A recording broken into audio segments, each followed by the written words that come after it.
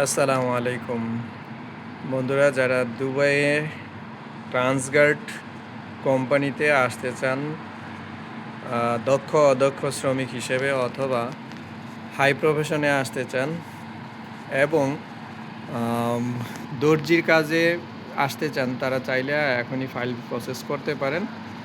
যদিও আপনারা জানেন দুবাইয়ের প্রায় সকল প্রকার বিষয়ই বন্ধ আছে বাংলাদেশিদের জন্য, কিন্তু কিছু কিছু ভিসা চালু আছে।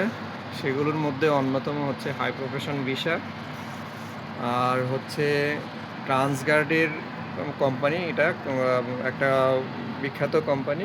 ট্রান্সগার্ডের ভিসা দুবাইয়ের আরটিএর ফুড ডেলিভারি এবং ট্যাক্সি ভিসা এবং হাই প্রফেশন ভিসা সহ মোটামুটি কয়েকটা ক্যাটাগরিতেই ভিসা বর্তমানে হচ্ছে, তবে একটু সময় লাগতেছে।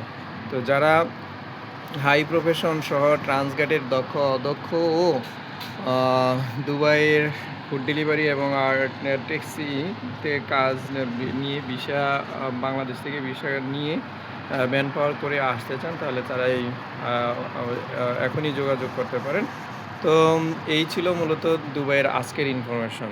আপনারা ভালো থাকবেন। আসসালামু আলাইকুম।